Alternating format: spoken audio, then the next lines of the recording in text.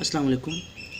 Last time हमने verification and validation के बारे में पढ़ा था और उससे रिलेटेड हमने एक छोटी सी एग्जांपल को फॉलो किया था। आज जो हमारे पास टॉपिक है वो है ट्रेस टेबल। ट्रेस टेबल यानी कि हमारे पास एक मेथड है जिसमें हम अपने एल्गोरिथम को चेक करते हैं कि क्या उसकी लॉजिक जो है वो बिल्कुल सही है या नहीं है। लॉजिक का मतलब क्या होता है? मंतक, जहानत, आसान से अल्फाज में आपको बता रहा हूँ, या फिर वो तरीका का जिसको सोच कर हमने उसको यानी कि एल्गोरिथम को बनाया है। क्या जो हमने सलूशन सोचा है अपने जहन से, अपनी मंतक से, वो सही से काम कर पाता है या नहीं। इस चीज़ को चेक करने के लिए यानी कि लॉजिकल है या नहीं है हमारा एल्गोरिथम, उसके लिए हमारे पास जो मेथड है वो है ट्रेस टेबल। ट्रेस टेबल में जैसे आप कुछ यहाँ पर रोज़ कॉलम नज़र आ रहे होंगे सिंपल से। इसमें जो कॉलम है जैसे स्टेप्स है और काउंट है और ऑल हाइट जो आपको इसको स्क्रीन पर नज़र आ रहा होगा, ये हमारे पास सिंपल कॉलम्स हैं। कॉलम्स का मकसद क्या होता है कि जो डाटा हमने इन कॉलम में रखा है उसके ऊपर उनका लेबल या नाम लिखा होता है, यानी कि ये शो करते हैं नेम ऑफ दी कंटेंट्स या डाटा। जैसे यहाँ पर स्टेप्स है और काउंट है और ऑल हाइट है। इसके बाद जो रो होगी वो इन्हीं डाटा से रिलेटेड उनकी वैल्यूज़ को शो करेगा, ठीक है। और ईच रो में उनमें जो हर स्टेप में जो काम हो रहा है उसको शो करेगा। जैसे देखें यहाँ पे स्टेप्स में क्या है, 1 है, 0 है, 3 है, 4 है, 5 आपको शायद नज़र आ रहा होगा। अब जो स्टेप 1 है स्टार्टिंग है उसमें कुछ भी काम नहीं हुआ, डॉट लिखा हुआ है, ऑल हाइट्स। अब यहाँ पर देखें कि फिर स्टेप 2 में क्या हुआ, काउंट की वैल्यू 0, फिर स्टेप 3 में क्या हुआ, काउंट की वैल्यू को नहीं छेड़ा गया, फिर स्टेप 4 में भी नहीं छेड़ा गया और स्टेप 5 में 1 हो गया। यानी कि हर स्टेप में इनसे रिलेटेड काउंट में, ऑल हाइट में या सिंपल हाइट में क्या क्या काम हो रहा है वो हम स्टेप टू स्टेप इसमें देखते हैं ईच रो में।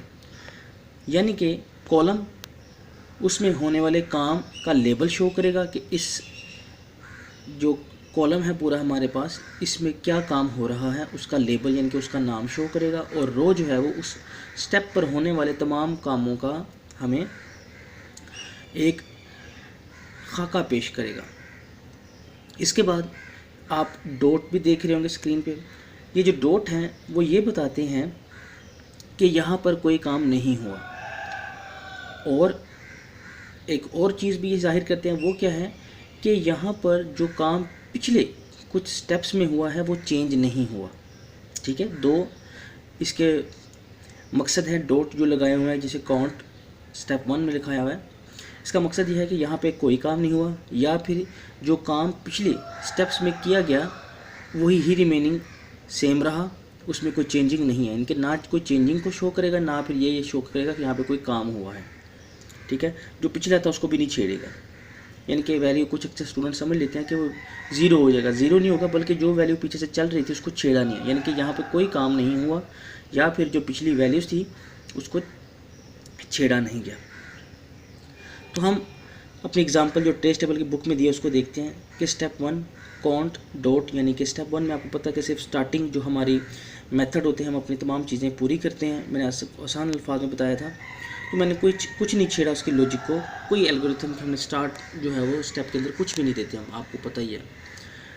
सेकेंड स्टेप में जो हमने किया है कि वो क्या है कि काउंट की वैल्यू जो है वो 0 हो गई है। ये वही एल्गोरिथम है जो हमने लास्ट टाइम रीड आउट किया था, आप उसको मैच भी कर लें, बुक से भी मैच कर सकते हैं। तो स्टेप 2 में क्या किया हमने कि काउंट की वैल्यू को हमने 0 दिया। यहाँ पे था ऐसे हमारे पास एल्गोरिथम कि हमने अपनी स्कूल की टीम के लिए हमने ख़ास हाइट सजेस्ट की थी कि उसमें से रिलेटेड हमें स्टूडेंट चाहिए अपनी वॉलीबॉल या बेसबॉल टीम के लिए, और वो हाइट थी हमारे पास 150 to 164 इंचज़ जो हमारे पास रिक्वायर्ड हाइट थी।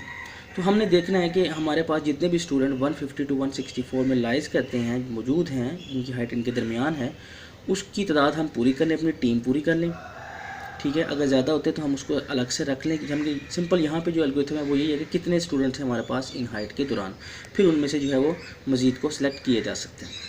तो स्टेप 2 में क्या हुआ कि हमने काउंट एक वेरिएबल लिया और उसमें हमने क्या रखवा दिया, 0 के अभी हमारे पास काउंट के अंदर इनके तस्बीह के दानों की तरह हम साथ साथ गिनते जाएंगे, तो वो साथ साथ गिनने के लिए हमने एक वेरिएबल लिया काउंट, ठीक है, ये काउंट, और उसमें हमने क्या रखवा दिया 0। उसके बाद जो आगे हमारे पास ऑल हाइट्स है वहाँ पर कोई काम नहीं हुआ, ठीक है। सेकंड रो 2 से आगे 0 और फिर आगे डॉट डॉट, और फिर हाइट में भी कोई भी काम नहीं हुआ डॉट डॉट, यानी कि यहाँ पर सिवाय स्टेप 2 में काउंट की वैल्यू जो 0 है उसमें रखने के अलावा और कोई काम नहीं हुआ।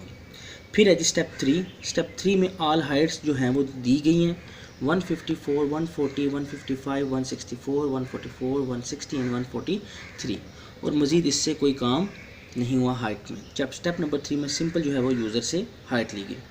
स्टेप 4 में यहाँ पर एक लॉजिकल स्टेटमेंट अप्लाई करी थी लूप की के कंडीशन के साथ चेक किया जाएगा बारी बारी इन तमाम हाइट्स को, और उनमें से जो भी वैल्यू हमारी गिवन कंडीशन के अकॉर्डिंग होगी उसके ज़रिए हम काउंट में 1+ ऐड करते जाएंगे। तब स्टेप 4 में यहाँ पे कुछ भी नहीं लिखा हुआ, ठीक है, लेकिन आगे क्या लिखा हुआ है हाइट्स में 154, यानी कि ये इस वक्त स्टेप 4 में 154 को लेगा और उसको चेक करेगा। यहाँ पे स्टेटमेंट्स नहीं दी जाएंगी, यहाँ पे बस चेक किया जाएगा कि जो हमने मेथड सोचा है क्या वो सही तरीके से, वो सही तरतीब से काम करता है या नहीं। फिर अगर वो 154 जो ऊपर हाइट वाले कॉलम में है 154, अगर ये हमारी कंडीशन के अकॉर्डिंग है, यानी कि हाँ ये हमारी कंडीशन के अकॉर्डिंग है, तो क्या करेंगे काउंट में 1+ कर देंगे। इसी तरीके से यहाँ पे 4 और 5 रिपीटिंग था, तो मैंने यहाँ पे रिपीटेड नंबर को काट के रिपीटेड लिख लिया ताकि आपको समझ आ जाए कि रिपीटेड का मतलब क्या है कि यही जो स्टेप है हमारे पास 4 और 5 ये रिपीट होंगे। यानी कि जिस तरह हमने ये क्या किया कि 4 में 154 को लिया, फिर अगर वो हमारे कंडीशन के अकॉर्डिंग थी तो हमने काउंट में 1 ऐड कर दिया, दोबारा से 4 लेंगे, और 4 में हमने क्या किया, इस साइड पे आप देखें 140 लिया है, ये हमारे कंडीशन के अकॉर्डिंग नहीं है, तो स्टेप 5 जो दोबारा रिपीट होगा वो काउंट की वैल्यू 1 ही रही, वो चेंज नहीं होंगे। दोबारा से हम स्टेप 4 रिपीट करेंगे और अब की बार हम लेंगे हाइट 155 जो ऊपर हमारे पास 3rd नंबर पे थी, यानी कि उसी तरतीब से बार बार वो हर हाइट के ऊपर कंडीशन को अप्लाई कर रहा है। जब उसने 155 पर कंडीशन को अप्लाई किया तो ये हमारी कंडीशन के अकॉर्डिंग था, तो हमारी कंडीशन 150 से 164 थी, और कंडीशन ट्रू होने की सूरत में क्या था कि हम काउंट की वैल्यू में 1 बढ़ा दें। तो ये काउंट की वैल्यू में 1 बढ़ा कर क्या हो गया काउंट 2, यानी कि हमारे 2 स्टूडेंट हो गए हैं जो हमारी गिवन कंडीशन के मुताबिक सही है। फिर अब हमें दोबारा 4 को, यानी कि 4 स्टेप जो था उसमें क्या था, दोबारा से यहाँ पे कुछ नहीं लिखा हुआ, बुक में भी कुछ नहीं लिखा, लेकिन मैं समझा देता हूँ कि 4 स्टेप में आने वाली वैल्यू को कंडीशन के मुताबिक चेक किया जाएगा। तो आने वाली जो हमारी वैल्यू है वो है 164, ठीक। जब 164 को चेक किया गया तो वो हमारी कंडीशन के अकॉर्डिंग था, तो हमने काउंट की वैल्यू में 3 कर दिया 2 की निस्बत। इस तरीके से दोबारा से हमने 144 को चेक किया तो 144 हमारी कंडीशन में लाई नहीं करता। फिर उसके बाद 166 और 160 और 143 को चेक करते गए, और जितने स्टूडेंट हमारे कंडीशन के अकॉर्डिंग थे, जैसे 154, 155, 164, 160, ये हमारे पास जो है वो हमारी गिवन कंडीशन के मुताबिक थे, तो हमारे पास सिंपल जो है वो स्टूडेंट आ गए, टोटल 5। और स्टेप 6 में क्या है उसकी आउटपुट जो यहाँ पर नहीं बताई गई, यहाँ पे क्योंकि लॉजिकल सारे काम होंगे, जो लॉजिकल जो हमने कंडीशन लगाई थी उसको चेक करेंगे, उसकी तरतीब को चेक करेंगे, और फिर स्टेप 7 में ये हमारा एल्गोरिथम जो है चेक होकर कंप्लीट हो जाएगा, एंड हो जाएगा, ठीक है। यहाँ पर नहीं लिखा हुआ, जैसे कि स्टार्ट्स में जो स्टेप 1 के ऊपर भी स्टार्ट नहीं लिखा हुआ था। इसके बाद जो हमारे पास एक छोटा सा टॉपिक बचता है वो है इनवैलिड यूज़ ऑफ डाटा, यानी कि इनवैलिड डाटा को आप यूज़ करें। इनवैलिड डाटा यूजिंग का मतलब ये होगा कि आप डाटा की इनपुट में थोड़े से मिस्टेक कर जाएं, ऐसे कि अगर आपसे बुक में जो एग्जांपल दिया आसान ही है काफ़ी, कि अगर आपसे आपकी एज पूछी जाए इन डेज़ में, कि दिनों में आपकी एज कितनी बनती है, तो आप उसको अपनी एक्यूरेट डेज़ बताने के बजाय अपनी डेट ऑफ बर्थ बता दें, ठीक है। तो यहाँ पर भी ये क्या है कि ये इनवैलिड डाटा इनपुट है। आपको अकॉर्डिंग टू दी जो कंडीशन है, अकॉर्डिंग टू द रिक्वायरमेंट है, उसके मुताबिक ही अपनी वैल्यू को इनपुट करना चाहिए। तो बाज़ लोग अपनी एंडिंग से ये गलती करते हैं और जो ब्लेम है वो प्रोग्रामिंग पे डाल देते हैं। तो इसको थोड़ा सा देख लेना होता है हर स्टूडेंट ने और हर यूज़र ने।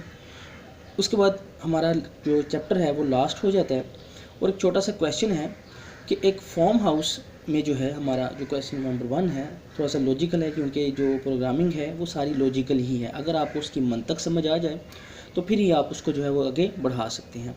तो एक फॉर्म हाउस है जिसमें हमारे पास टोटल 35 हेड्स बताए गए, यानी कि 35 एनिमल्स हैं, जानवर हैं, जिसमें कुछ जो है वो चौपाई हैं 4 पैर वाले, जैसे गाय या भैंस हो गए, और 2 जो है वो कुछ जो हैं वो 2 पैरों वाले हैं, जैसे परिंदे या मुर्गियाँ वगैरह हो गई। यानी कि टोटल जो है वो हमारे पास 35 एनिमल्स हैं, जिसमें से कुछ 4 टांगों वाले और कुछ 2 टांगों वाले हैं।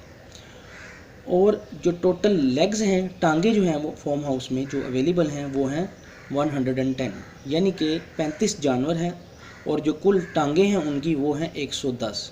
अब आपने ये बताना होगा कि कितने इनमें से चौपाए हैं और कितने 2 टांगों वाले, यानी कि कितने जानवर जो है वो मुर्गियों से रिलेटेड हैं और कितने जो है वो भैंस या गाय हैं। तो इसको ज़रा गौर कीजिएगा, इसका लॉजिकल डिज़ाइन तैयार कीजिएगा, इसका फॉर्मूला बनाइएगा। कुछ तरीके जो है वो सिर्फ दिमाग से ना करिएगा, बल्कि कागज़ कलम लीजिएगा और उसके ऊपर इसको जो कंडीशन है उसको लिखें, और फिर आहिस्ता आहिस्ता इसको जो है वो मैच करने की कोशिश करें। मज़ीद को जो है वो मालूमात चाहिए हो, प्रॉब्लम हो तो मुझसे पूछिएगा। अस्सलाम वालेकुम।